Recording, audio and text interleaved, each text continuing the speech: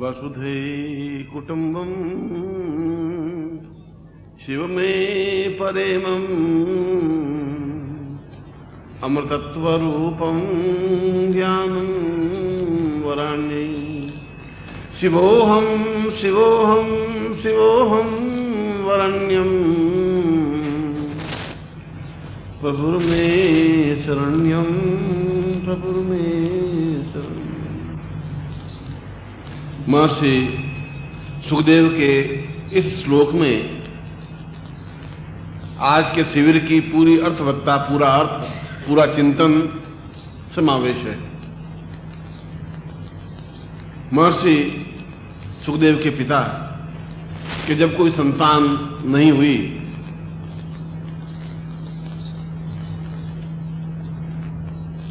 और बड़े ही व्याकुल परेशान कि जीवन में अगर पुत्र ही नहीं हुआ, ऐसे मैंने जीवन में कौन से पाप किए हैं कि मैं अपने वंश को आगे नहीं बढ़ा सकूं। क्योंकि मनुष्य का ऋण वंश को आगे बढ़ाने से पूर्ण होता है। देव ऋण देवताओं की पूजा तपस्या अर्चना करने से होता है। पितृ ऋण अपने पूर्वजों का श्राद्ध वगैरह करने से होता है। अमरनाथ की गुफा और अमरनाथ के बारे में आपने सुना होगा। कश्मीर के आगे पहलगाम और पहलगाम के आगे अनंतनाग और अनंतनाग के आगे एक श्रेष्ठतम स्थान पर अमरनाथ, जहां बर्फ का शिवलिंग स्वतः निर्मित होता है और श्रावण की पूर्णिमा को हजारों लोग जाते हैं। एक बार पार्वती ने भगवान शिव को पूछा कि मुझे 5 रहस्य समझाइए। पहला रहस्य तो यह कि क्या व्यक्ति अमर हो सकता है, मृत्यु पर विजय प्राप्त कर सकता है, और कर सकता है तो कौन से मंत्र से, कौन सी विधि से, कौन सी तरकीब से। क्या एक दरिद्री व्यक्ति जिसके भाग्य में विधाता ने दरिद्रता लिख दी हो, क्या वो संपन्न और ऐश्वर्यवान बन सकता है, कुबेरपति बन सकता है? और अगर बन सकता है तो कौन से मंत्र से बन सकता है? विधाता के लिखे हुए को कौन से मंत्र से टाला जा सकता है? और यदि जीवन में अत्यंत पाप और दुष्टता की हो, फिर भी क्या आपकी सायुज्यता या आपकी निकटता प्राप्त हो सकती है? और क्या आपके दर्शन हो सकते हैं? और यदि हो सकते हैं तो कौन से मंत्र से, कौन सी साधना से?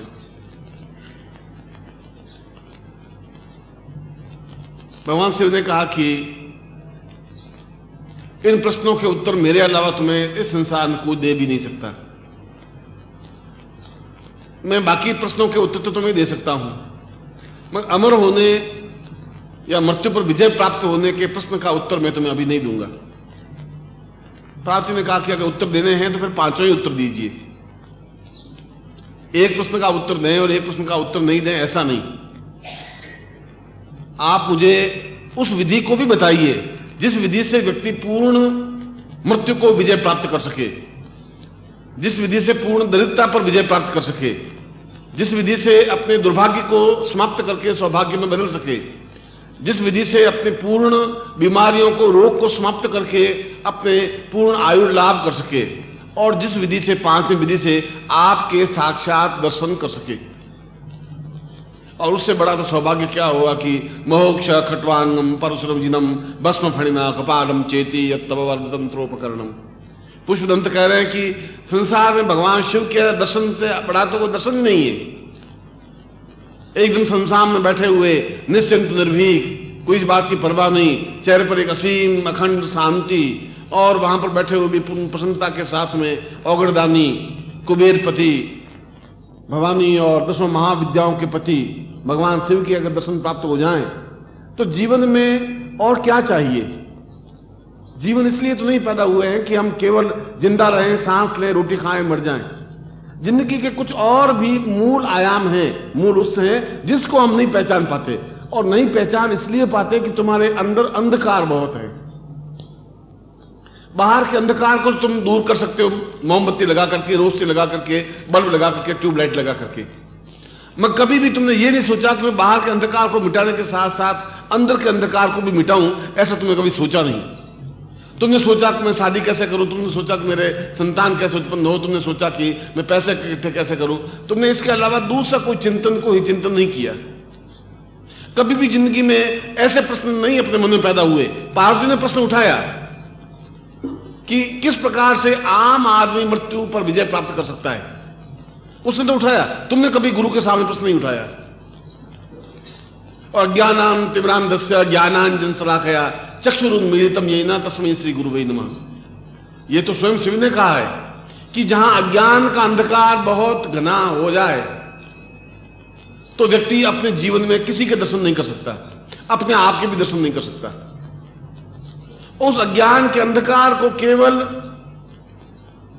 कितना ही घटाटोप अंधकार हो, सूर्य की एक किरण निकलती है और सूर्य की एक किरण पूरे पृथ्वी मंडल पर अंधकार को दूर कर लेती है।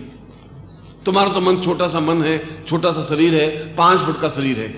उस 5 फुट के शरीर में 1 फुट अंधकार होगा, 2 फुट अंधकार होगा। मगर उस 2 फुट के अंधकार को दूर करने के लिए भगवान शिव ने कहा है कि ज्ञानांजन शलाकया, तुम गुरु रूपी ज्ञान की एक शलाका जलाओ। अगर उस अंधकार को तुम्हें दूर करना है, और अगर नहीं करना है तुम फिर कीड़े मकोड़ों से ज्यादा तुम्हारी कोई वैल्यू नहीं है। बस ये है कि तुम मनुष्य हो, और मनुष्य होना कोई बहुत बड़ी गौरव की बात नहीं है, मनुष्य होना कोई बड़ी सौभाग्य की बात नहीं है। मनुष्य होकर के ईश्वर के दर्शन कर लेना सौभाग्य की बात है। मनुष्य होकर के उन क्षणों को, उन चिंतनों को, उन विचारों को, उन धारणाओं को प्राप्त कर लेना गौरव की बात है। पैदा होना तो एक घटना है। जैसे एक हाथी का बच्चा पैदा हो गया, एक घोड़े का बच्चा पैदा हो गया, एक मनुष्य का बच्चा पैदा हो गया, वह तो एक घटना हुई। अब वो घटना है या दुर्घटना है, वह एक सामान्य एक तथ्य है।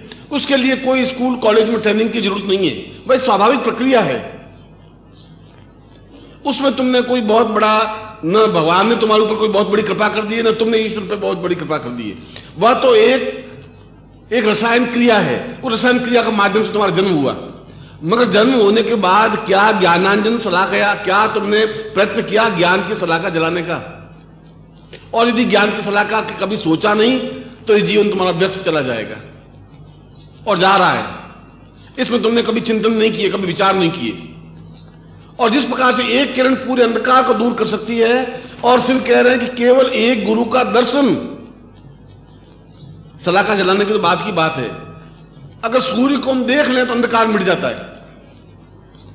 बुझे हुए दिए को अगर मोमबत्ती से लगा दें, माचिस से लगा दें, और उस ज्योति को देख लें तो अंधकार दूर हो जाता है 2 फुट के घेरे में। और केवल गुरु के दर्शन कर लें, और गुरु का दर्शन कर लें। दर्शन करने के लिए तुम्हारे अंदर की रोशनी के माध्यम से दर्शन कर सके।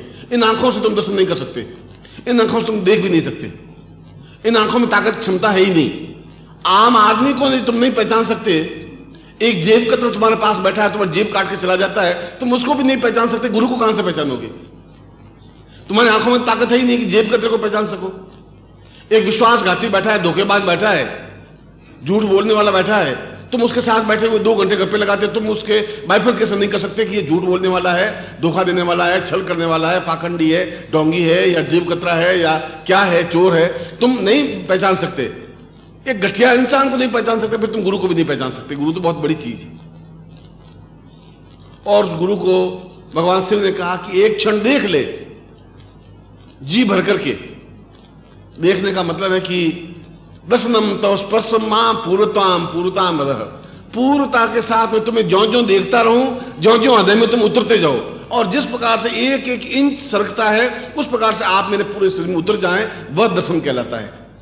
दर्शन का मतलब है एकदम से धीरे धीरे, एकदम से समग्र रूप से नहीं, धीरे धीरे पूरे शरीर में जैसे अमृत के तत्व पी लेता है, उस प्रकार से गुरु को पी ले, अपने शरीर में उतार दे, रग रग में, रेसे रेसे में उसको समावेश कर ले।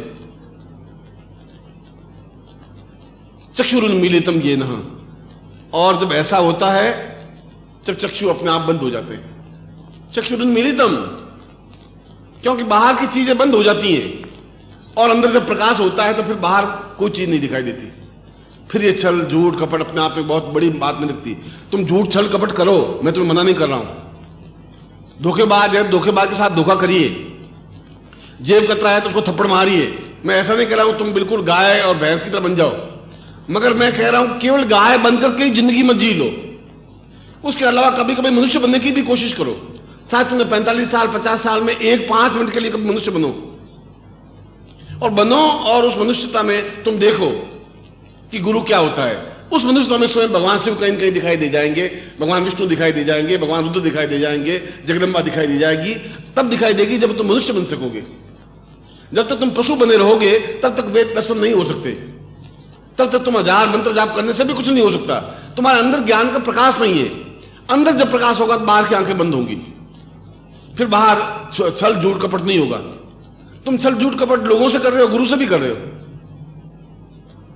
और तुम जब करते हो तो मैं तुम्हारी बहुत चालाकियां, बहुत दूरता देखता हूं, मन में बड़ा दुख भी होता है, बड़ा आश्चर्य भी होता है।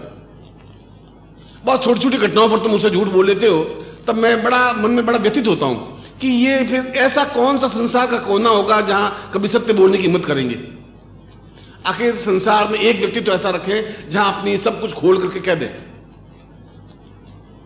हमने पति पत्नी में बहुत मतभेद होते हैं, मतभेद भी होते हैं, प्रेम भी होता है, स्नेह भी होता है, मगर भगवान का एक स्थान है। हमने कसम खाई हुई है पिछले 50 साल में कि अगर कभी कोई बात हुई वहां आप जाके कह देंगे तो बात मान लेंगे। और मुझे मंदिर में ले जाते कि बोलिए, तो मैं कहता मैं इसका जवाब नहीं दूंगा। अगर मैं नहीं उत्तर देना चाहता हूं कह दूंगा जवाब इसका नहीं देता हूं, तो मैं बाहर उत्तर देना, बाहर में कह दूंगा नहीं मैं ऐसा नहीं किया। इसका कारण यह है कि कोई एक जगह ऐसी होनी चाहिए जहां हम सत्य बोल सकें, हिम्मत के साथ, दृढ़ता के साथ।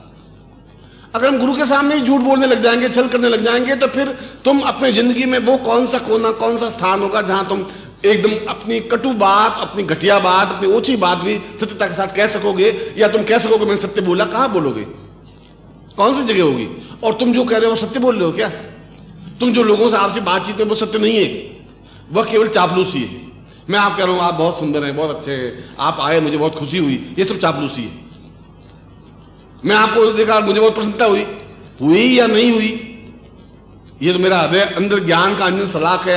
जब ज्ञान रोशनी होगी तो ज्ञान रोशनी अपना मेरा चेहरा बोल देगा। कोई एकदम हमारा बहुत परिचित मिलता है तो चेहरे पर एकदम खुशी प्रफुल्लता आ जाती है, एकदम ऐसा लगता है कि सब कुछ भूल जाते हैं, उसका हाथ पकड़ लेते हैं, मिल लेते हैं, एकांत में बैठ के बातें करने लग जाते हैं। और कई लोग ऐसे आते हैं तो मतलब दरवाजा खोलते हैं तो सोचते हैं कि साला ये कहां से मुर्दा मर गया, फिर 8 बजे रात को मरना था। अच्छा आइए आइए साहब, बहुत खुशी हुई, वेलकम, बैठिए। अरे आपको तकलीफ तो नहीं हो रही? तकलीफ आप आए, आप तो जब भी आए हमारे लिए तो सौभाग्य की बात है। बैठिए ड्राइंग रूम में, मैं तो आपके इंतजार का सुबह बहुत याद किया आपको, आज दिन भर में 10-15 बार याद किया आपको, आप आइए। ये सब चापलूसी है। अंदर तो बहुत दुख है, साला 8 बजे खाने का तो टाइम हुआ, घर में परिवार के साथ खाना खाएंगे, ये सब छाती पर दम के, ये सत्य नहीं है। और हम जो कह रहे हैं वो खुश हो रहा है कि शायद मेरी याद आई होगी। अब तुम्हारी याद काहे के लिए आएगी भाई? क्यों याद आएगी? तूने ऐसे कौन से महान मेरे ऊपर कार्य किए? मगर कभी कभी चापलूसी दिखानी पड़ती है। तुम्हारा जीवन चापलूसी में बन गया। चोरी करते करते आदमी फिर चोर बन ही जाता है, फिर वो चलते हुए चोरी कर लेता है। मेरे यहां एक मेरे परिचित है, वो अपनी जिंदगी में शायद 1-8 बार कभी सत्य बोल गए होंगे, मैं नहीं कह सकता कभी बोले। यहां से सोचते गेट से आएगा, कहां से आया? जालूर गेट से आया। अब उसमें कोई फर्क नहीं पड़ा, तुम सोचते गेट से आए, जालूर गेट से आए, तो ये कह सकते सोच नहीं। और तुम कहां जाओगे? जाएगा वो रत्नारा, तो कहेगा कि मैं तो यहां शासनगर थोड़ा जा रहा हूं काम, फिर इधर से घूम करके बोली जाएगा उधर ही। मैं कह रहा हूं तुम कभी सत्य भी बोलोगे? गुरु जी अब क्या है कि अब आदत ऐसी पड़ गई है कि सत्य बोलता हूं तो बहुत पेट फूटने लग जाता है, ऐसा मन लगता है जैसे बहुत गड़बड़ हो गया है। झूठ बोलता हूं तो बिल्कुल मन प्रफुल्लित रहता है, खुश रहता है। बस ठीक है, हैबिट पड़ गई है, तुम्हारी हैबिट पड़ गई है। तुम झूठ ऐसे आसानी से बोल लेते हो, इतनी आसानी से, चतुराई से, कि मैं कभी कभी नहीं पकड़ पाता। और मन में बड़ा सोचता हूं कि इन झूठ का कभी कोई प्रवचन हो तो मैं इनको गद्दी पे बिठाऊं, इनको प्रवचन कर पाऊं, ये मुझसे अच्छा प्रवचन कर सकते हैं। और तुम निश्चित रूप से बहुत झूठ इतने शुद्धता से बोल सकते हो कि तुम्हारी, मैं अगर झूठ बोलूं भी, कोशिश करूं तो मुंह से तो झूठ बोलूंगा, आंखें कह देंगी नहीं गुरुजी झूठ बोल रहे हैं, बात हकीकत नहीं है। मेरी आंखें कुछ और बोल कहेंगी, चेहरा कुछ और बोलेगा, होठ कुछ और बोलेंगे। ये तुम्हारी निम्नता है, इससे ज्यादा घटियापन नहीं हो सकता। इसलिए कि तुम अभी ज्ञानांजन सला गया, अभी अंदर ज्ञान का प्रकाश फैला नहीं। और क्यों नहीं फैला? इसलिए कि तुमने कभी गुरु के पूर्णता के साथ दर्शन नहीं किए। तुमने मां बाप भाई बहन के दर्शन तो किए, साधु सन्यासियों के भी दर्शन किए, महात्मा के भी दर्शन किए, नानद सिमाली के भी दर्शन किए, पर नानद सिमाली के साथ साथ एक गुरु है, उनके दर्शन नहीं किए तुमने। जब उनके दर्शन नहीं करोगे तब तक अंदर ज्ञान का प्रकाश नहीं फैलेगा। जब तक ज्ञान का प्रकाश नहीं फैलेगा तो मूल स्वरूप जो भगवान शिव है, जो ब्रह्मा है, विष्णु है, महेश है, रुद्र है, जो चामुंडा है, जगदम्बा है, उनके दर्शन फिर नहीं हो सकेंगे, क्योंकि वो तो कह रहा है चक्षुरुन्मीलितम येन, जब तुम्हारे बाहर की आंखें बंद होगी तो दिखाई देगा, आंखों से दिखाई नहीं दे सकते हो। तो फिर क्या होगा? चक्षुरुन्मीलितम, क्यों शिव कह रहे हैं कि चक्षुरुन्मीलितम येन तस्मै श्री गुरुवे नमः। इसलिए मैं गुरु को प्रणाम करता हूं कि वो बाहर की आंखें बंद करने में समर्थ है, इसलिए मैं गुरु को प्रणाम करता हूं कि वो अंदर की रोशनी देने में समर्थ है। और अंदर की रोशनी पैदा करने के लिए तुम्हें गुरु की पूजा करने की जरूरत नहीं है, ऐसा शिव ने कहा भी नहीं है।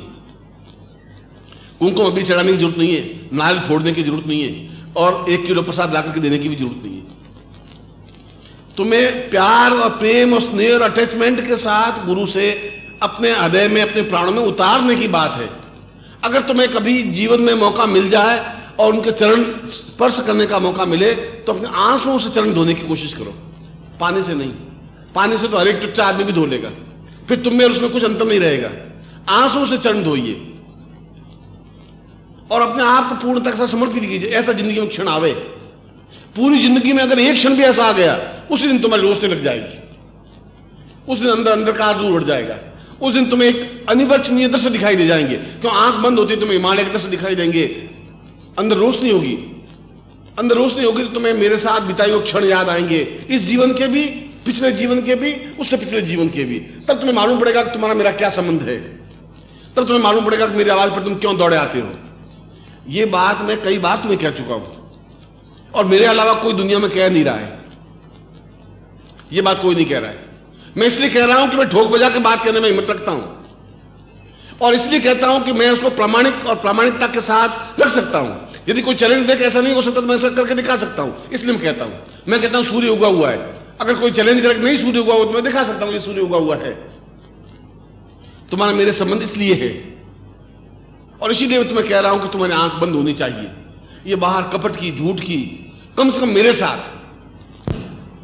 बाकी तुम्हारे साथ कपट चलता हो, मैं ऐसा भी नहीं कह रहा हूं तुम बिल्कुल कपट करोगे ही नहीं, ऐसा संभव नहीं है। झूठ चलेगा, चलेगा, कपट चलेगा, धोखा चलेगा, विश्वासघात चलेगा। ये सब अगर कोई आदमी थप्पड़ मारेगा तो मैं कहता हूं तुम्हें 2 थप्पड़ मारनी चाहिए। मैं तुम्हें गांधी वाला सिद्धांत नहीं कि बस थप्पड़ खा के बैठ जाओ, नहीं, इतने थप्पड़ मारिए कि वापस जिंदगी में दूसरे को थप्पड़ नहीं मारेगा। मैं तुम्हें यह शिक्षा देता हूं। मगर जिंदगी का एक हिस्सा, एक व्यक्ति ऐसा भी रखिए जहां अपने आप को पूर्ण समर्पित कर दीजिए कि गुरुदेव मैं ऐसा अधम हूं, ये गलती है, मेरे पास सब कुछ नहीं है, मैं गरीब हूं या दरिद्री हूं या अच्छा या बुरा हूं, और मैं आपके साथ ऐसा व्यवहार किया, ये सब। और ये सब कहने की क्रिया अंदर जो मन है उसको मांझने की क्रिया है। मन के ऊपर काई जम गई है, पीलापन जम गया है, मैलापन जम गया है, उसको मांझना, ये गुरु के साथ ये बात करने की क्रिया मांझना है। आंसुओं के साथ पांव पखाड़ना और अपने मन को मांझने की क्रिया है। जो कुछ हम हैं ओरिजिनल वो उनके सामने रख दे। गुरु तो ढोल पीटेगा नहीं कि तुम ये ऐसा कह रहा था कि मैं झूठ बोलता हूं और मैं छल करता हूं, मैं ऐसा करता हूं। गुरु किसी को नहीं कहेगा। गुरु के तुम पुत्र हो, वो तुम्हारी कमजोरियां बाहर नहीं रख सकता, उनको कोई फायदा नहीं है, मगर तुम्हें रास्ता दिखा सकता है कि तुम अंदर ज्ञान की ज्योति कैसे जला सकते हो। और पूरे जीवन में अगर एक क्षण के लिए भी ज्योति जल गई तो बहुत है। 10 साल तपस्या, 10 साल साधना करने से कोई जरूरत नहीं है। तुम इतना करके तो देखो पहले। तुम इतना ही नहीं करते तो मुझे इतनी वेदना, इतना दुख होता है कि जिंदगी में मैं शायद अपने आप को बहुत भासुर समझता हूं कि मैं अब इनको कैसे समझाऊं, किस तरीके समझाऊं। डांट दिया है, प्रताड़ना दे दी है, उनको बुरा भला कह दिया है, फटकार दिया है, हाथ पकड़ के हिला दिया है, मैं इनको बार बार बुला बुला कह दिया, इतने जन्मों तक इनको ठोकरें मार दी हैं, अब मैं और क्या कर सकता हूं। और यह वेदना मेरी वेदना है।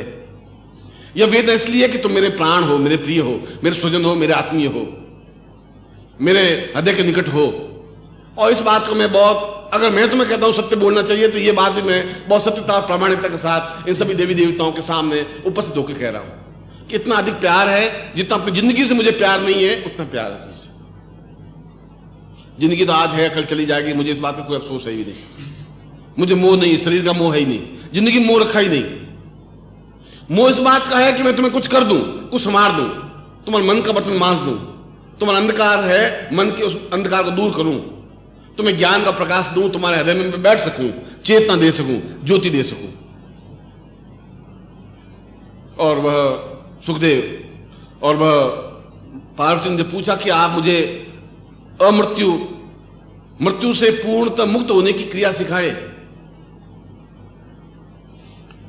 तो उन्होंने कहा कि अच्छी बात है, अगर तुम जिद कर रही हो तो मैं तुम्हें उन मंत्रों को स्पष्ट करता हूं जिन मंत्र के माध्यम से 5 क्रियाएं होती हैं। और मैं 5 क्रिया मैंने पत्रिका में लिखी है, या पीछे पेज में लिखी है कि मैं 5 साधनाएं करवाऊंगा। भगवान शिव के प्रत्यक्ष दर्शन, कुबेर साधना, शिव सायुज्य साधना, अमृत्यु साधना, रोग मुक्ति साधना। क्योंकि व्यक्ति को इसी में और चाहिए क्या? वो जो रोगी है आप उसको पूछिए तुम्हें जिंदगी में सबसे ज्यादा क्या जरूरी है, वो कहेगा कि सारा घर लुट जाए तो मेरी तबीयत ठीक हो जाए, बस खत्म। जो निर्धन है उसको मालूम है पैसे का मूल्य क्या है, अमीर को मालूम नहीं हो सकता। इसलिए कुबेर साधना भी उतनी जरूरी है। और अमृत्यु साधना, हम जब तक चाहे जीवित रहें इस शरीर में, चाहे सिद्धाश्रम में, उससे बड़ा सौभाग्य, उससे बड़ा आनंददायक दृश्य कुछ नहीं हो सकता। जब पार्वती ने बहुत जिद की तो भगवान शिव ने डमरू बजाया जोर से। डमरू इसलिए कि केवल यह बात मैं पार्वती को सुनाना चाहता हूं, पार्वती के अलावा यहां पर कोई मनुष्य, कोई पुरुष, कोई स्त्री, कोई पशु, कोई पक्षी, कोई कीट पतंग कोई रहे नहीं और कोई नहीं सुने, क्योंकि गोपनीय विद्या है। और उसी अमरनाथ में एक कबूतर और कबूतरी बैठे हुए थे, डमरू बजाए। डमरू बजाने पर सारे पशु पक्षी कीट पतंग तो उड़ गए, वो कबूतर भी उड़ गया, कबूतरी भी उड़ गई। 12 मील 12 कोस तक कोई भी जलचर या पशु या पक्षी या मनुष्य या स्त्री कोई नहीं। उस कबूतरी ने एक अंडा दिया था, उसी समय अंडा दिया ही था, अंडा पड़ा था। 5-7 मिनट बीते, जब शिव ने देखा कि अब कोई नहीं है तो पार्वती का सुन, अब मैं तुम्हें इन 5 साधनाओं की, जिन साधनाओं के माध्यम से पूरे संसार में सुख मिल सकता है, मनुष्य की इच्छा ही यही है। जो मनुष्य सामान्य व्यक्ति है वो स्वास्थ्य को चाहेगा, फिर थोड़ा ऊंचा उठेगा तो धन को चाहेगा, फिर ऊंचा उठेगा पूर्ण ग्रस्त चाहेगा, फिर ऊंचा उठेगा तो अपने ज्ञान का प्रकाश चाहेगा, और फिर ऊंचा उठेगा तो अमृत्यु को चाहेगा, 5 क्रियाओं को चाहेगा। तो मैं तुम्हें अमृतत्व होने का मंत्र क्रिया समझा रहा हूं। उसी समय अंडा फूट गया, उसमें से बच्चा निकल गया। भगवान शिव सुनाने लगे। एक आदमी कहता है, दूसरा हां भरता है, क्या ऐसा किया? उसने हूं। फिर मैं ऐसा कर दिया है, तुमने सुना? उसने कहा हूं। तो महादेव कहते रहे, पार्वती सुनती रही। अमर कथा, अमर तत्व कथा, या वे मंत्र या वो साधना विधि। कथा का मतलब बस साधना विधि, कथा का मतलब कथ्य, जो कहा उसको कथा कहते हैं। औरतों को नींद बहुत जल्दी आती है, औरतों में जिद भी बहुत अधिक होती है, औरतों को नींद भी बहुत जल्दी आती है। और तुम में अगर थोड़ा भी गुण हो तो आप उनको नींद दिला सकते हैं कि अब तुम बहुत थक गई है, ऐसे आंखें भी बहुत भारी भारी लग रही हैं, तुझे कुछ पता नहीं पड़ रहा है, तो तबीयत पे इफेक्ट पड़ रहा है, और 2-3 महीनों से मैं देख रहा हूं तबीयत तेरी खराब, तुम थोड़ी रेस्ट कर ले तो फट हो जाएगी, 5 मिनट में सो जाएगी। अब तुम्हें गुण होना चाहिए, तुम कभी गुण, इसको ये एक्सपेरिमेंट भी आजमाओ। पार्वती ने कहा, शिव ने कहा क्या हुआ, तुम थकी हुई बहुत हो?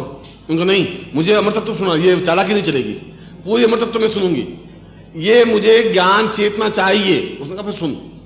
उन सुनाने लगे, वाह वहां हूं करती रही, उसने सुनाते वो समझाते गए।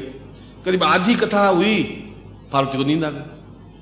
नींद आ गई, भगवान शिव तो अपने भांग के पिनक में थे ही, भांग तो पिए हुए थे ही, आंखें बंद थी, क्योंकि चक्षुरुन्मीलितम ये ना। और उसने कहा कि उसके बाद में रीम बीज का हुंकार की दुनिया आती रही, वो कबूतर बैठा हूं करता रहा। और उसने कहा कि फिर रीम को इस ढंग से उच्चारण करना चाहिए, वहां से आई हूं। शिव जी ने कहा कि सुन रही है। फिर उसने पूरी बात सुनाते सुनाते सुनाते सुनाते पूरी विधि सुनाई, किस ढंग से इन 5 विधियों से, ये 5 बीज मंत्र हैं, ये 5 बीज मंत्रों की साधना ये है। इन साधनाओं के माध्यम से निश्चय ही वह मेरे दर्शन कर सकता है। पापी से पापी, पाखंडी से पाखंडी, ढोंगी व्यक्ति और ढोंग करता हुआ भी मुझसे दर्शन कर सकता है। छल करता हुआ भी करोड़पति बन सकता है, रोग मुक्त हो सकता है, कुबेर सिद्धि प्राप्त कर सकता है। वो सारी विधियां बताई, और उसने शायद रुपए में 4 आने भर तो पार्वती ने सुनी, और 12 आने भर उस कबूतर के बच्चे ने बैठे बैठे सुनता रहा, हूं करता रहा, ऊंता। फिर पूरी बात हुई तो भगवान से आंख खोली, पूरी बात समझी तू? उसने कहा कि क्या बात, क्या? उसने कहा बात क्या? पूरा अमर तत्व तो तुम्हें सुनाया था। उनका सुनाया तो था, गर्मी बहुत थी और ठंडी ठंडी हवा चल रही थी। तुम कभी अमरनाथ मेरे साथ चले नहीं हो, मैं अमरनाथ गया था 2-3 साल पहले। तो आपने मुझे कहा था कि वो रीम बीज, वो बस वहां तक तो सुना था, फिर बाद में क्या हुआ? उसने कहा रीम बीज वो तो बहुत पहले की बात हुई। उसके बाद 1 घंटे पर तक मैं और तुम्हें पूरी विधि समझाई है। उनका मैं तो नींद आ गई। तो फिर हूं कौन कर रहा था, आवाज कौन कर रहा था? इस 12 कोष में तो कोई पक्षी नहीं। डमरू बजाया मैंने। उनका मैं डमरू बजाया कि नहीं जो है ये तो मुझे मालूम नहीं। मैं तो नींद लिए थी। शिव ने ऊंचा नेत्र उठाया, वो कबूतर बैठा हुआ दिखाई दिया। उससे पार्वती के अलावा इसने भी अमर कथा सुन ली है। और अगर ये संसार में फैल गई तो कोई मरेगा नहीं, और मरेगा नहीं तो नया पैदा कहां से होगा? तो ये संसार तो इतना गंदा, इतना घटिया हो जाएगा, सब जहां देखो बुढ़े बुढ़े चेहरे दिखाई देंगे, मरेगा तो एक भी नहीं, नए पैदा होंगे नहीं। और नए पैदा होते गए और बुढ़े मरते नहीं गए तो पृथ्वी पर तिल रखने की जगह नहीं होगी, भीड़ से भीड़ सिटी हुई होगी। पुराना मरेगा तो नया पैदा होगा। न पेड़ कोई खत्म होगा, न नया पौधा पैदा होगा, न कोई मनुष्य खत्म होगा। ये तो सारा संसार अपने आप में बहुत दुर्बल और खांसने वाला और मतलब दुखी और पीड़ित और परेशान और कुछ होगा ही नहीं। उसने त्रिशूल फेंका जोर से उस कबूतर को मारने के लिए। कबूतर आगे उड़ा, पीछे पीछे त्रिशूल। ये मैं बिल्कुल शिव पुराण की कथा कह रहा हूं।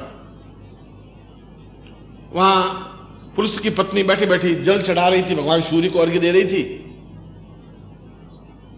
और उसने उबासी ली और कबूतर ने देखा कि अब त्रिशूल तो मुझे मारेगा ही। उसके मुंह के अंदर घुस गया, पत्नी के, ऋषि पत्नी के। भगवान शिव उस स्त्री को तो मार नहीं सकते, त्रिशूल रुक गया। भगवान शिव भी त्रिशूल के पीछे पीछे आए। उसने कहा कि मेरा शत्रु तुम्हारे घर में है, उसको बाहर निकाल, मुझे उसको समाप्त करना बहुत ज्यादा जरूरी है। अगर नहीं तो ये सारी सृष्टि का, ब्रह्मा ने सृष्टि निर्माण की, ब्रह्मा ने सृष्टि विध्वंस की। अगर संहार होगा नहीं तो सृष्टि का निर्माण नहीं होगा। आज 1 अरब जनसंख्या है, और अगर 1 अरब जनसंख्या और पैदा हो गई तो वो भी 1 अरब, ये भी 2 अरब पैदा हो गई, फिर 2 से 4 अरब, 6 अरब, 8 अरब, 40 अरब, मरेगी एक भी नहीं। तो वो पृथ्वी टिकेगी कहां, खिलाएंगे कहां, रहेगा क्या? जब विनाश नहीं होगा तो सृजन कहां से होगा? और इसके बाद तो ये तो सारी बात फैल जाएगी। उसने कहा कि मैंने तपस्या की है, मैं ऋषि पत्नी हूं, और तुम्हारा शत्रु अब मेरे पेट में। जब पेट से बाहर निकले तो मार देना, या तो तुम मुझे मारो, स्त्री को मार दो, मैं खड़ी हूं, तुम त्रिशूल से मुझे मार सकते हो। उसने कहा मैं स्त्री को तो मार नहीं सकता, नहीं मार सकते। जब संतान उत्पन्न हो, शत्रु तो तुम्हारा वो है, जब पैदा हो तो मार देना।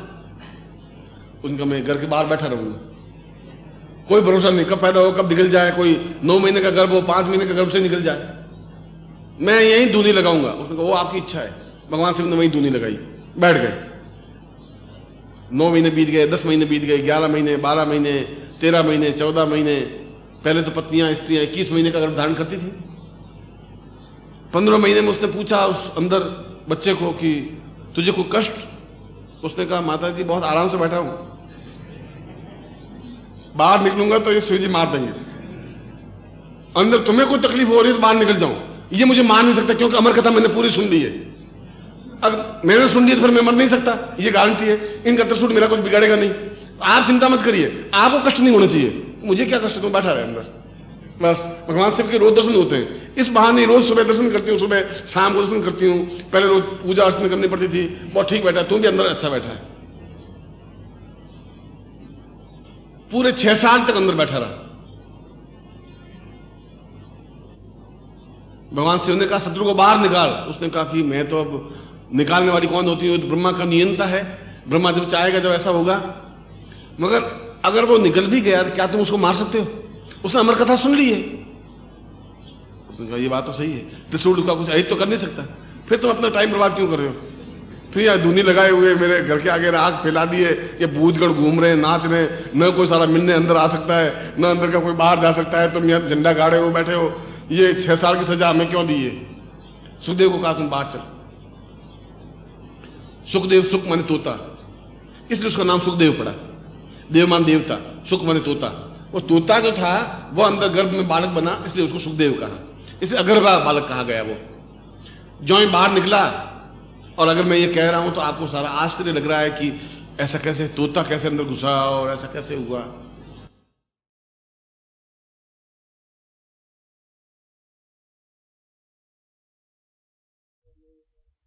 और मैं ये कह रहा हूं कि सिद्धाश्रम इतना लंबा चौड़ा है कि वहां दूध या प्रकाश और वहां पत्ते मुरझाते नहीं, गुलाब कभी मुरझाते नहीं है, वृद्धावस्था को प्राप्त नहीं होते हैं। तो आप कह रहे हैं कैसा होगा? और मैं कह रहा हूं कि अमेरिका में 104 मंजिल की एक मकान है, न्यूयॉर्क में मैनहट्टन में जाएं तो ये तो एक मंजिल पे 2, 3, 4, 104 मंजिल। आप कल्पना करें कि यूं देख नहीं सकता आदमी, ठेली यूं करेगा तो 104 मंजिल दिखाई देगी। और लिफ्ट से ऊपर जाने में भी कम से कम 10 मिनट लगते हैं 104 मंजिल जाने में। तो गुरु जी ऐसा हो सकता है क्या? अब तुम अमेरिका जाओ तो देखो, तभी कंफर्म होगी। और जब उस साधनाओं में तुम पहुंचोगे तो मालूम पड़ेगा कि ऐसा हो सकता है। वह पैदा हुआ और पैदा होते रवाना हो गया। उसके पिता पीछे दौड़े, पुरुष दौड़े, मां दौड़ी। उसने कहा बेटे तुम क्या कर रहे हो, कहां जा रहे हो? बुढ़ापे में बड़ी मुश्किल से तुम्हें पाला है, पोसा है। उसने कहा कौन, मां क्या होती है, पिता क्या होते हैं? ये तो केवल एक निमित्त मात्र होते हैं। तुम एक निमित्त मात्र हो, जन्म देने का एक आधार हो। मेरे जीवन के कर्मों को पूर्ण देने का आधार नहीं हो, जन्म देने के आधार हो। तुमने जन्म दिया है, इस बात के लिए मैं तुम्हारा ऋणी हूं, मगर तुम मेरे जीवन के कर्मों का संचय नहीं कर सकते। मेरे जीवन को एकदम चक्षुरुन्मीलितम येन तस्मै श्री गुरुवे नमः, वो ज्ञान मुझे तुम नहीं दे सकते। उसके लिए मुझे किसी गुरु को ढूंढना पड़ेगा, मुझे जाना पड़ेगा उस जगह। अगर मैं वहां नहीं जाऊंगा, जीवन बहुत छोटा सा है, मैं ऐसा नहीं कर सकता। मैं एक मामूली व्यक्ति बनकर के जिंदा नहीं रहना चाहता हूं। 88,000 ऋषि हैं, मैं उनका सभापति बनूं, मैं चाहता तो वैसा हूं। मैं बनूंगा तो अद्वितीय बनूंगा, ऐसा सामान्य व्यक्तित्व नहीं बनूंगा। एक मील तक वो जमदग्नि के पीछे पीछे दौड़े। आगे तालाब था, गांव के बाहर तालाब होते थे पहले, वहीं औरतें भी स्नान करती थी, पुरुष भी स्नान करते थे, ऐसा था। वहां कुछ स्त्रियां स्नान कर रही थी। सुखदेव पास में से निकले तो औरतें स्नान करती रही, हो हल्ला करती रही। फिर जमदग्नि निकले पास में से तो हड़बड़ा करके औरतें बाहर निकली। बुढ़ा आया है, शराबी गालियां देगा कि तुम्हें शर्म नहीं आती है, दिन को स्नान करती हो, तालाब में स्नान करती हो। उनकी आते होती है, उनको और तो कोई पूछे नहीं, तो बैठे बैठे बड़बड़ाते रहते हैं। घर में अगर तुम्हें कोई वृद्ध हो तो वो देखते नहीं, वो चूड़ी वाले बजता ही रहता है 24 घंटे। वो बाहर निकले तो जमदग्नि ने कहा कि तुम्हें शर्म नहीं आती? मेरा जवान लड़का पास में निकल गया था तो तुम पानी से बाहर निकली नहीं, स्नान करती रही, और मैं वृद्ध आंखों दिखाई दे नहीं, और मैं जब पास में निकला तो तुम हड़बड़ा के कपड़े पहनने लगी।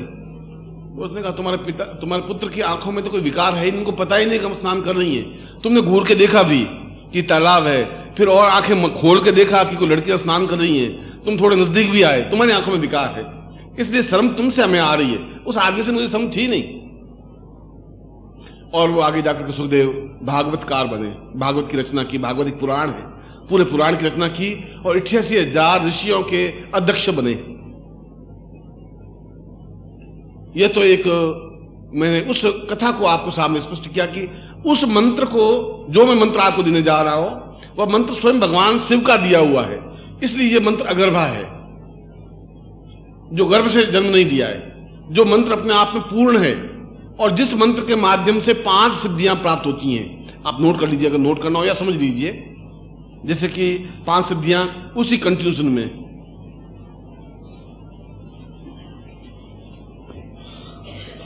सबसे पहले तो कुबेर सिद्धि मंत्र,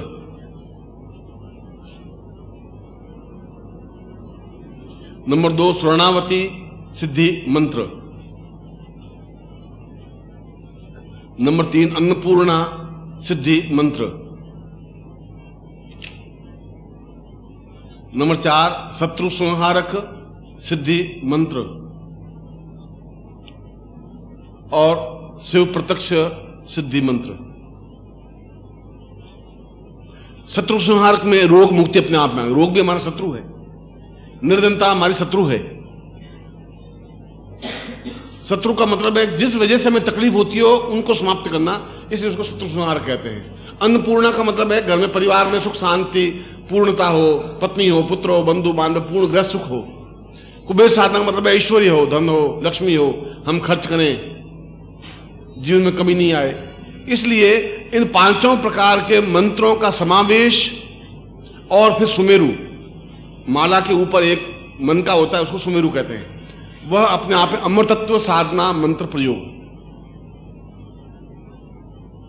इन 6 मंत्रों के समावेश से यह मंत्र अपने आप में बना है।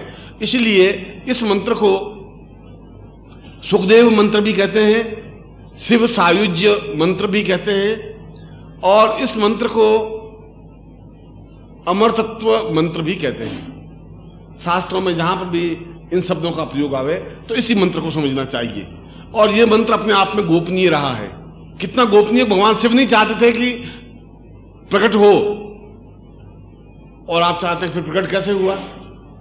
प्रकट हुआ सुखदेव की वजह से। 28,000 ऋषियों ने, जब सारे ऋषियों का सम्मेलन हुआ नैमिषारण्य में, नैमिषारण्य आपने अभी देखा हो कभी, तो लखनऊ से अगर जाएं तो आगे नैमिषारण्य स्थान है। लखनऊ 100, 150, 200 किलोमीटर होगा अंदाजा। लखनऊ से मुरादाबाद आए तो बीच में नैमिषारण्य आता है, इतना मुझे ध्यान है। वहां पर 28,000 ऋषि इकट्ठे हुए तो पिता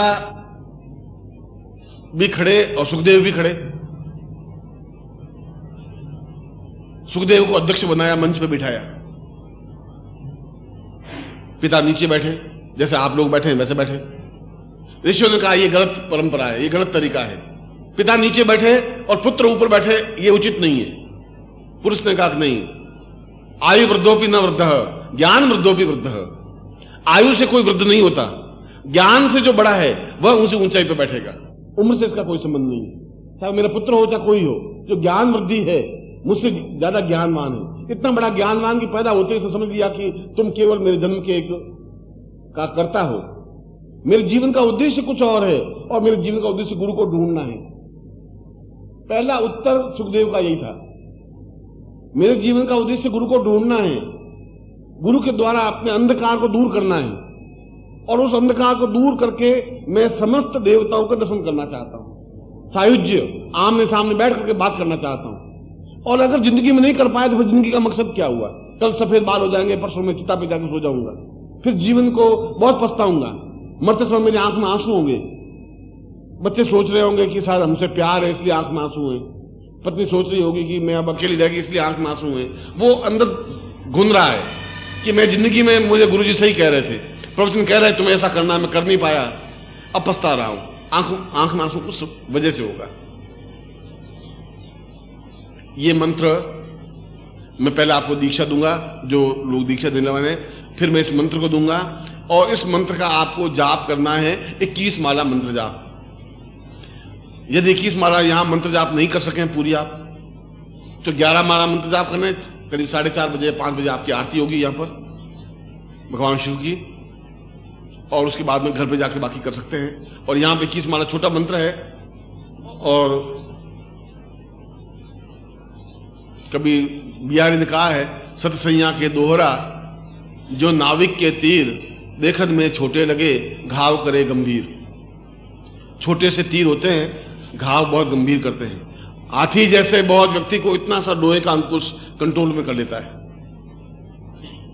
मंत्र छोटा या बड़ा ये महत्वपूर्ण नहीं रखता, मंत्र अपने आप में किसने दिया है ये बहुत महत्वपूर्ण है। हमेशा इस बात को ध्यान रखिए। मंत्र लक्ष्मी का मंत्र तो कोई भी साधु संन्यासी में दे देगा, कोई दे देगा, उसमें कोई विशेषता नहीं है। किसके प्राण तत्व से निकला हुआ ये मंत्र है वो अपने आप में बहुत ताकतवान है, उसकी विशेषता है, वह स्पष्ट है।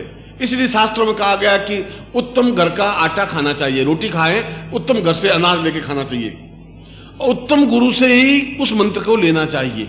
मंत्र तो किताब में लिखा हुआ है, मैं कल पत्रिका में छाप दूंगा, तुम मंत्र ले लेना, यहां आने की जरूरत ही नहीं। पर मंत्र किस प्राण चेतना से लिया हुआ है यह अपने आप में बहुत ज्यादा विशेषता है। और वह मंत्र मैं आपको लिखवाऊंगा, आपके पास मंत्र यंत्र होगा, उस यंत्र को अपने सामने रखें, और उसके बाद में उस माला से मंत्र जाप करें। और इस मंत्र को आपको घर पर भी करना चाहिए। यह मंत्र अपने आप में समस्त सिद्धियों का स्वामी है। मगर गुरुजी आप कई मंत्र बताएं पर होता नहीं है, यह आपका प्रश्न है जिसका उत्तर अब मैं दे रहा हूं। तुम्हारा प्रश्न तो यही है कि गुरुजी ऐसे पहले मैं साधना में आया गुरुजी, मगर लक्ष्मी मंत्र जाप किया, 1.25 लाख किया, हुआ नहीं गुरुजी। और गुरुजी आपको भी बता रहा हूं कि आपके अंदर जो अंधकार उसको दूर कर लीजिए तो जरूर सिद्धि मिल जाएगी। उस अंधकार में छल झूठ कपट ज्यादा भरा हुआ है। अब उसमें मैं मंत्र डालता हूं, उसमें घुसने की जगह ही नहीं है, ठसाठस भरा हुआ है अंदर। आपके मन में तो इतना अधिक भरा हुआ है कि मैंने कोशिश की उस मंत्र को डालने की, वो धक्के खा के वापिस आया। मैंने कहा क्या हुआ? उनका उसमें तो सुई जाने की भी जगह नहीं है, अहम भरा हुआ है, छल झूठ कपट असत्य भयंकर भरा हुआ है। मैंने बहुत कुछ धक्का मुक्की बहुत की भी कि शायद घुसूं, वापिस आ गए। अब थोड़ा सा उसको खाली करो मन को। इसलिए मैं कह रहा हूं जो गुरु के पास जाए तो अपने जो भी कमियां घटनाएं बता दीजिए। गुरु जी मैं ऐसा है, ये गलती हो गई, ये झूठ हो गई, जेब में तुम्हारे 525 रुपए हैं। गुरु जी मैं बिल्कुल आपकी सौगंध खा के कह रहा हूं कि मेरे पास 100 रुपए हैं, मैं भिजवा दूंगा गुरु जी। और मैंने सोचा भिजवाना तो है अपन को, अपन को भिजवाना है नहीं, 100 रुपए में काम चल जाएगा, अभी गुरु जी छोड़ेंगे नहीं, तो अपन तो अभी सीधी अब इतना तो गुरु जी जानते हैं क्या है क्या नहीं है। मगर तुम्हारी उस और इतनी सफाई से आप बोलते हैं कि मैं सोचता हूं क्या कमाल है। मुझे खुद शिष्य प्राप्त करके 4-6 महीने अभ्यास करूं तो शायद मैं कुछ सीख सकूं। इतनी सफाई से तो मैं उत्तर ही नहीं दे सकता। एक जगह पूरे संसार में एक जगह ऐसी रखो जहां झूठ नहीं बोलेंगे कि गुरु जी मेरे पास 500 रुपए में दूंगा नहीं आपको, मैं साधना में बैठना चाहता हूं, मैं नहीं दे सकता, मेरे संभव नहीं है, पर साधना में जरूर बैठूंगा, मैं आपका पुत्र हूं, ये जिद करूंगा, ये मैं करूंगा। ऐसा करिए आप। मैं ऐसा चाहता हूं गुरुजी कि मैं 5 दिन यहां रहूंगा, मैं होटल में नहीं रहूंगा, आपके यहां भोजन करूंगा, आपके यहां रहूंगा, मैं आपका पुत्र हूं, मैं ऐसा करना चाहता हूं। आप कहो तो आ जाऊं, आप कहो नहीं आऊं, आपकी आज्ञा क्या है गुरुजी, आप जैसा कहो।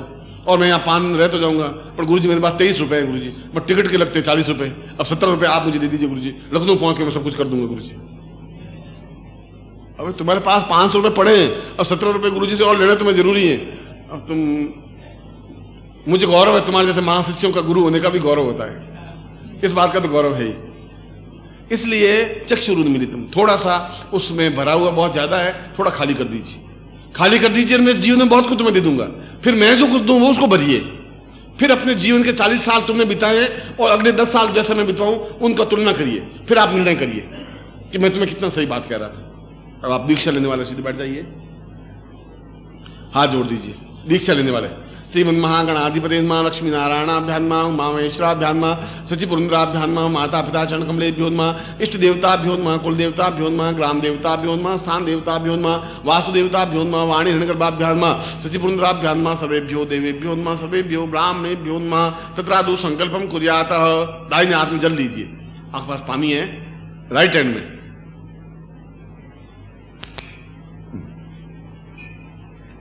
राइट हैंड का मतलब जीवन हाथ, उधर का हाथ। और तुम्हें अपना गोत्र याद होना चाहिए, और गोत्र याद नहीं हो भारद्वाज गोत्र, यानी तुम किस ऋषि की संतान हो, गोत्र का मतलब ये।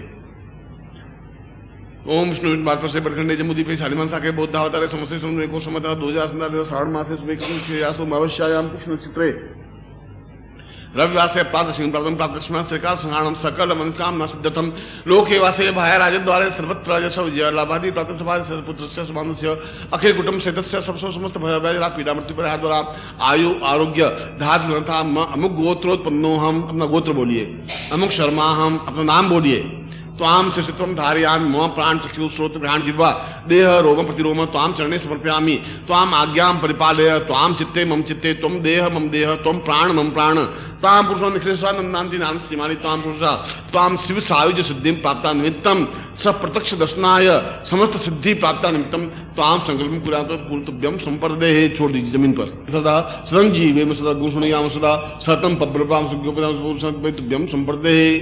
नारियल को अपने हाथ में ले लीजिए,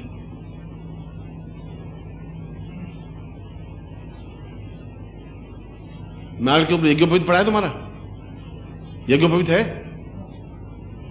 नाल के ऊपर रख दीजिए और चित्र को नीचे रख दीजिए, चित्र को नीचे रख दीजिए। हाँ, नाल को सीधा लीजिए, सीधा लीजिए। हाँ यो ओम विष्णु मार्ग से बदलने हमारे पुरुषों तस्मान सत्य माला ब्राह्मण स्वाचित मंगल संगम में पुण्याहानुगाम कुजाक्षितम नमन कमला मुकुल पुष्पाणी पांतु सोचनाम पांतु आयुष मतो तांबुलानि पांतु ऐश्वर्यम पांतु आरोग्य मतो दीर्घ आयु श्रेय शांति पुष्टि तुष्टि शास्त्र शीर्षो विद्या विनियोगितम बहुपुत्रम बहुधनम शासम चारम का कृत्वा सर्वा वेदक या कनकमारंभा सुभा स्वप्ना प्रमुख काममुक्ति कात्यानि मुक्ति माहेश्वरी भगवती रिद्धि करिता मुक्ति सिद्धि करिता मुक्ति पुष्टि करिता मुक्ति भगवंतो न स्वाकुल्यता प्रथम स्वाग्रंथमंत्री पुरुषाम अतस्मानं सचिंति शिवगौर्या पुरुषाम अतस्मानं से पुरुषाम स चैतन्यो एतस्मानं स मम शिष्यत्व पूर्ण सिद्धि आयु प्राप्त ब्रह्म संपर्दे। नाल को नीचे रख दीजिए और यज्ञोपवीत को खोल दीजिए। बल बुद्धि साहस तेजस्विता प्राप्त निमित्तम हृदय पुरुषताचकम श्रद्धा सेव सदा सदन जीवे सदगुण सदा सतम पवित्रम यज्ञोपवीतम परमं पवित्रम प्रजापति सैजम पुस्तार आशमुग्रम प्रतिम शुभ्रम यज्ञोपवीतम नियामी। गले में पहन लीजिए और दाहिना हाथ उसमें से निकाल दीजिए, राइट हैंड।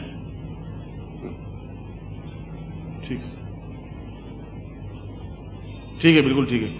अगर किसी के पहले पहना हुआ है अगर तो उतार दीजिए, नहीं पहना हुआ तो कोई बात नहीं। एतावत् परितम ब्रह्मत्वं धातुं मया जीर्णत्या परिता होगा सूत्र यथा सुमता श्रुति वर्ति गुरु मंत्रम दद्यात्।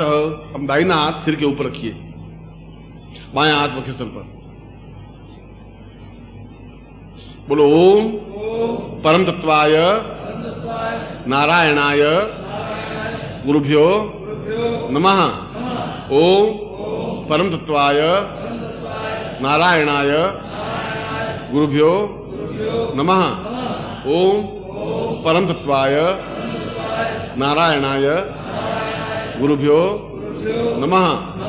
चेतन था ओम ह्रीं मम प्राण देह रोम प्रतिरोम चैतन्य जाग्रय ह्रीं ओम नमः। गायत्री था ओम भूर्भुवः स्वः तत्सवि तुर वरेण्यम भर्गो देवस्य धीमहि धियो यो नः प्रचोदयात्। हाथ नीचे कर दो। ताम पुरुषम अथास्मानं सचैतन्यम परिपूर्णं मंत्रार्था सफला संतो पूर्णाम संतो नोथा शत्रुनाम नासोस्तो मित्राणाम उजस्त्वा ऋग्वेदोथ यजुर्वेद सामवेद शरण ब्रह्माकस्थान्त्यम हन्तीन्द्र सर्वाम अक्षतान प्रस्तुतिम गणतीन्द्रा चत्वारोर्ते लक्ष्मी आयु बुद्धि यशो बलम श्रीवर्ति स्मार्ग्यम मा विदत् प्रमाण महिते धान्यम धनम पुष्पत्र लाभ समसम दीर्घमायु मम शिष्यत्वम सुख सौभाग्य धन धान्य ऐश्वर्य प्रदान तुभ्यम संपर्दे। हाथ नीचे कर दो। अब मैं आपको मंत्र लिखवा देता हूं, पेन दे। मैं मंत्र का उच्चारण करवा देता हूं क्यों गुरु मुख से मंत्र मिलना चाहिए। दो दाहिना हाथ ऊपर उठा दीजिए, राइट हैंड सीधा मेरी तरफ हाथ होना चाहिए। एकदम तना हुआ हाथ हो, यूं हाथ हो, मतलब यूं हाथ नहीं होना चाहिए, यूं भी नहीं होना चाहिए, बस ऐसा हाथ होना चाहिए जिससे कि आप शक्ति प्राप्त कर पाते हो, ऐसा और तना हुआ हो। बोलो ओम ऐं श्रीं ह्रीं क्लीं अम अमृतत्व सिद्धिं शिवाय नमः। ओम ऐं श्रीं ह्रीं क्लीं अं अमृतत्व सिद्धिं शिवाय नमः। ओम ऐं श्रीं ह्रीं क्लीं अं अमृतत्व सिद्धिं शिवाय नमः। अपने दोनों हाथ कर लीजिए और हथेली मेरी तरफ होनी चाहिए। ताम पुरुषावतस्मानं सचैतन्यम पूर्ण सिद्धिर्भवति वा पुरुषावतस्मानं सचैतन्यम परिपूर्णता मुक्षा पुरुषा अमुक गोत्रेभ्यो। अपना अपना गोत्र बोलिए सभी। अमुक शर्मा हम अपना अपना नाम बोलिए। ताम गुरुत्व साम नान सीमानी ताम निक्षुरानंदांति पूर्ण सिद्धि शिव सायुज्य कुबेर साधनाम ऐश्वर्य साधना अन्नपूर्णा साधनाम लक्ष्मी साधनाम शिव सायुज्य साधनाम अमृतत्व साधनाम पूर्ण सिद्धि ताम पूर्ण भाग भवेत साम ऐश्वर्य पूर्ण आशीर्वादाता कम पुरुषा माम तुभ्यम संपर्दे। आज जोड़ दीजिए। गुरु ब्रह्मा गुरु विष्णु गुरुदेवो महेश्वरा गुरु साक्षात पर ब्रह्मा तस्मै श्री गुरु चरणकमलेभ्यो नमः। ध्यान मूलम गुरु मूर्ति पूजा मूलम गुरु पदम मंत्र मूलम गुरु वाक्य मोक्ष मूलम गुरु कृपा मूकं करोति वाचालम पंगु लंघयते गिरिम यत्कृपातम वंदे परमानंद माधवम। गुरुशनेभ्यो समर्पयामि। त्वमेव माता च पिता त्वमेव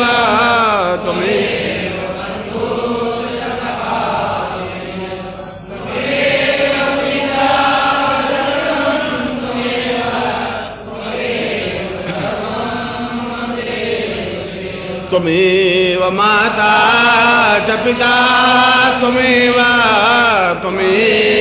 बन्धुश्च सखा त्वमेव विद्या।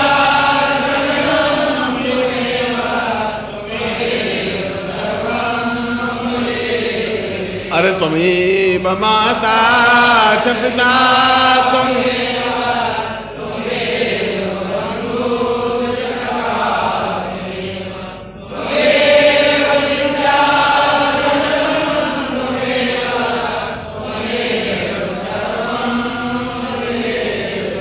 अनयाम पूज्याम सांगा ईश्वर परिवार सायुधाई शक्तिकाय मम समस्त शिष्यम पूर्ण सिद्धि वाभंति प्राण तत्व सापुत्रभ्यम संपर्दे। आप सब लोग यहाँ आए, मुझे बहुत प्रसन्नता हुई है। मैं आपको हृदय से आशीर्वाद देता हूँ कि आपको सिद्धि मिले, सफलता मिले और आप अपने मन से पूर्ण प्राण तत्व से मंत्र चेतना जागृत करें। शरीर तो राजस्थानी का है, शेखावाटी का है। शेखावाटी एक इलाका है जयपुर के आसपास का, और वहाँ की आवाज बोली बड़ी मीठी है। मतलब वो मन से कविताएं जोड़ते रहते हैं, गीत जोड़ते रहते हैं। और चाहे कोई साधु सन्यासी साधना कर रहा हो, वहां सिद्ध योगा झील के पास बैठ करके और मार धमाधम वो भजन सुनाना कर देगा, उनकी समाधि टूट जाएगी। वो कि तुम क्या कर रहे हो, वो सुने ही नहीं, वो अपना भजन सुनाते रहे। उसने कहा तुम ये क्या कर रहे हो, मैं समझती बस वो तो अपने 2-2.5 घंटे, उसने कहा मैं 2-3 घंटे गाता नहीं हूँ तो मुझे रोटी नहीं पचती है, इसलिए मुझे गाना जरूरी हो जाता है। तो वैसा ही आवाज, वैसी मधुरता, मैं सोचता हूँ कि कभी जिंदगी में प्रभु क्षण दें तो भूमो भाई को वहां ले जाकर सिद्ध योगा झील के पास, उसके पास बिठाएं, भाई अब तुम बराबर कंपटीशन कर तो अच्छा रहेगा। और आप लोगों को भी मेरा कोई प्रवचन नहीं है, और मैं कभी अपने शिष्यों को प्रवचन करता ही नहीं। प्रवचन का मतलब तो ये होता है कि दूसरों को वचन करने की क्रिया को प्रवचन कहते हैं। अभी तो स्ववचन भी नहीं हुआ है, प्रवचन तो दूसरे की चीज है। प्रवचन तो किसी को कुछ कहें, गाली दें, वो प्रवचन शब्द होता है। दूसरों के लिए कहे हुए शब्द, मैं तुमको कहूं, तीसरे आदमी के लिए कहूं, वो परवचन है, वो तुम वचन है, ये आत्मवचन है, वो परवचन है। मैं तो तुम्हें बात कर रहा हूं, और तुम्हें बात करने के पीछे मेरा मकसद ये है कि तुलसीदास ने कहा है कि एक घड़ी आदि में पुनियाद तुलसी संगत साधु की। अगर एक घड़ी और तुमने मान लो इतनी दूर से आए और इतनी दूर जाओगे, मगर उसको तुम समय में नहीं आंक सकते। समय में तुम्हारा आंकोगे तो तुम उसका मूल्य नहीं आंक सकते। गुरु के चरणों में तो केवल 5 मिनट भी तुम्हें मिल जाए, 4 दिन की यात्रा करने और 4 दिन की यात्रा वापस जाने पर, इस पूरे 8 दिन की अवधि में अगर आधे घंटे भी गुरु मिल जाए तो न मालूम किस समय कौन सा खटका स्विच दब जाएगा और सारी रोशनी हो जाएगी, कुछ कह नहीं सकते। पूरे जोधपुर का बिजली घर में अगर आप जाएं, मेन बिजली घर में एक स्विच है, एक स्विच को दबाते ही पूरे शहर में रोशनी लग जाती है, रोड लाइट्स वगैरह पूरी लग जाती है। और वो एक ही आदमी 1 मिनट में पूरी स्विच लाइट लगा सकता है पूरे शहर को, और पूरे शहर को अंधेरे में डुबो सकता है। न मालूम तक कब तुम्हारा स्विच दब जाए, तुम मैं स्विच दबाने के तैयार हूं, तुम मिलो ही नहीं, तो बहुत मुश्किल हो जाएगी। इसलिए जब भी आवाज दूं या नहीं दूं तो मैं दौड़ करके आना ही है। और ये बात भी डेफिनेटली है कि तुम अपने परिवार के हिसाब किताब को टटोल लो। तुम्हारे दादा परदादा जितने भी पिता जो भी वृद्ध गुजरे हैं, वो अपने साथ कोई रुपयों का कफन ओढ़ के गए नहीं। अगर रुपयों का कफन ओढ़ के जाते तो बिरला जी फिर 1-1 हजार रुपए के नोट का कफन बनाते, बहुत सुंदर 25 मीटर लंबा 25 मीटर चौड़ा ओढ़ के जाते, पर वो भी जाते नहीं। और वो भी अगर सूती कपड़ा ओढ़ के जाते हैं तो वो डोम खींच के ले जाता है, वो भी डोम ले जाने देता नहीं, ऊपर तो कुछ जाएगा नहीं। जब ऊपर जाएगा नहीं तो बेटे अपने आप कमाएंगे खाएंगे। तुम अपने जीवन को संवारो, अपना कहीं कहीं स्विच ऑन हो जाए।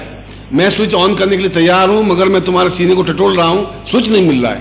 प्रॉब्लम ये है, भरा हुआ है। मैंने सुबह ही कहा कि बहुत भरा हुआ है, और मैं तुमसे बहुत ज्यादा अटैचमेंट महसूस करता हूं। मेरा तुम्हारे बीच में कोई स्वार्थ का संबंध नहीं है, और मेरे तुम्हारे बीच में अगर कुछ है तो आत्मा का संबंध है। तुम नहीं समझते कि मेरी बहुत इच्छा है तुम्हें सिद्धाश्रम ले जाने की। समय इतना कम रह गया है कि तुम समय का हिसाब नहीं लगा सकते। कब क्या घटना घट जाएगी कुछ कहा नहीं जा सकता। और मैं 2-3-4 साल से अगर तुम्हें ये कह रहा हूं तो बहुत सोच समझ के कह रहा हूं कि हमें बहुत स्पीडली तुम्हें पैर भरने पड़ेंगे, बहुत स्पीडली चलना पड़ेगा। ऐसा नहीं हो जाए कि तुम एक ज्योति पुंज से वंचित रह जाओ, ऐसा नहीं हो जाए जिंदगी में, ऐसा मत कर देना। बहुत तुम्हें बड़ी मुश्किल से तैयार किया है मैंने, और यहां तुम आए हो, मेरे लिए तो प्रसन्नता की बात है, मगर उससे भी ज्यादा तुमने जो मंत्र जाप किया है इसका फल मिलता ही है।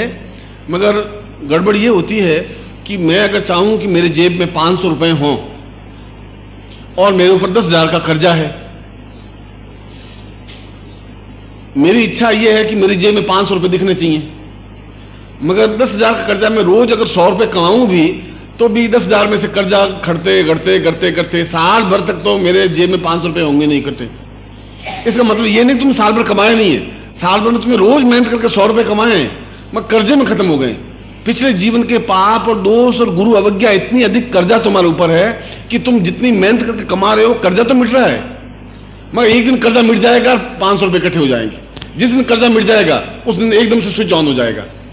बस इतनी सी देर है।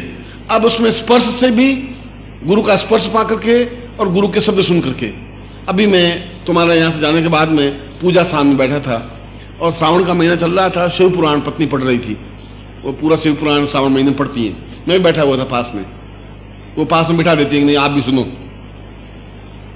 अब सुन लेते हैं, गृहस्थ जीवन चलाना है तो बैठ कर क्या कहा, तो शिव जी ने ऐसा कहा, पार्वती को ऐसा कहा, वो सब सुनते रहे। वहां पर एक शब्द है, शिव ने कहा है कि शिवो हम शंकरो हम प्रवते वदेवम।